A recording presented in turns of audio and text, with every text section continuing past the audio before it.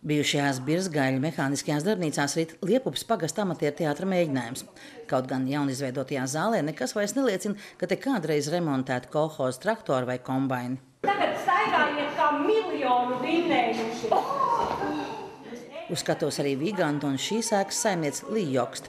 Varbūt arī tas ir viens no iemesliem, kāpēc uzņemoties bijušo mehānisko darbnīcu pārveidi, tajās ir ne tikai veikals un kafejnīca, bet arī zāle ar nelielu skatuvi. Paplašinājām veikalu un vērām vaļā, un mūsu kultūras darba organizators tajā laikā, Jānis Trezūns, pavēra durvis, čīkstošas, briesmīgas darbnīcu durvis un teica, te tak jātais kultūras nams.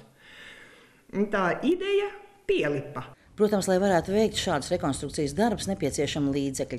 Līja, kur aktīvi darbojas arī pagasta biedrībā radošajā apvienībā Vāgūzes, tad arī rosināja startēt līderu projektu konkursā. Te darbojās Liepupes pagasta amatieru teātris. Un arī dejotāji būtu darbojušies, bet dejotājiem ir mazliet par šaura tā zāle. Mums vienīgais tas, ka rekvizītu noliktavā glabājās dejotāju tērpi, kur arī līderu projekts. Šīs telpas, kad parādījās, tad mums tā kā jaunas mājas bija. Tad mēs esam tikai šeit, mēģinām. Ir zāle, ir skatuve un galvenais, ka, nevis galvenais, bet ir arī telpa rekvizītiem, tērpiem, kur grimēties aktieriem pirms izrādēm. Bet šis jau nav vienīgais projekts, kur realizācijā palīdzējusi Viganta saimniece. Tā rakstīts arī projekts, lai jaunus tautas tērpus iegūtu deju kolektīvs Ulubele. Esam iemēģinājuši jau pagājušā gada pēterdienā, iemēģinājām jaunos pēterdienas dančos. Aprīlī deju kolektīvu skatē arī iemēģinājām jaunos tērpus. Ļoti skaisti, viss nāca klāt un teica, jums ir ļoti burvīgi skaisti bruņči. Un tie bruņči, es saprotu, ka ir šīs puses tāds autentisks tas tautas tērps, ja? Jā, tie ir vasaras bruņči, Liepupes vasaras bruņči saucās. Projekta nauda bija ļoti būtiska, jo naudas vienmēr ir tik, cik viņas ir. Un visam nekāda nauda nepietiek. Un tas bija tāds labs atbalsts, ka mēs varējām sašūt šo kārtu, pateicoties biedrībai Vāgūzes un arī personīgi Lijai. Tautas namā telpas nav pietiekoši lielas un pietiekoši daudz, lai visi varētu vienlaicīgi un atrast sev stūrīšus, kur tērpus nolikt rekvizītus. Tad lūk, tagad mēs redzam, ka šeit šī lieta ir atrisinājusies. Es jau gaidu, kad būs tā lielā zāle.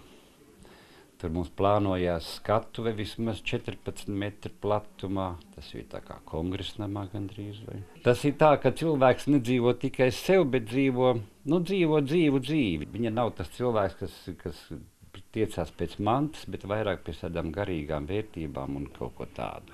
Tiek gaidīta arī jau pieminētā jaunā zāle, un liepupieši cer, ka tad te varēs notikt arī lielāki pasākumi un koncerti.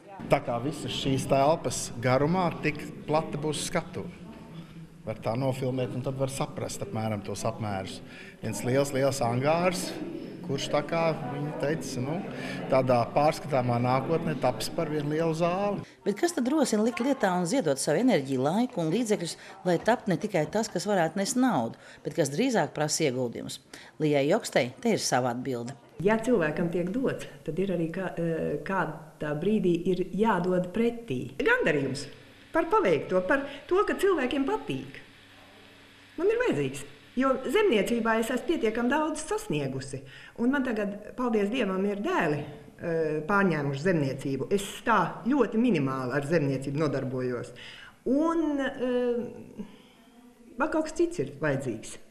Priekš dvēseles, pašai sev. Tie, kas jau zina, ka šeit bija sagrūvuši darbnīcas, neticēja neviens, ka te varētu būt viens lada projekts, otrs un trešais, un šobrīd šis centriņš, es gribētu teikt, jau ir pa 70% apdzīvots.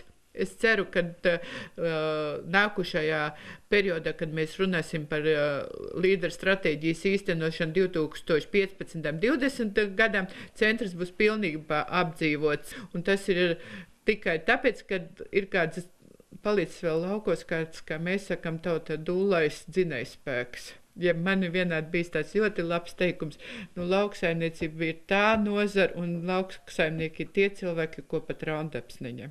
Tātad bijušās mehāniskās darbnīcas pārtop atpūtas kompleksā, kurā gaidīt gan pagasts cilvēki, gan ik viens.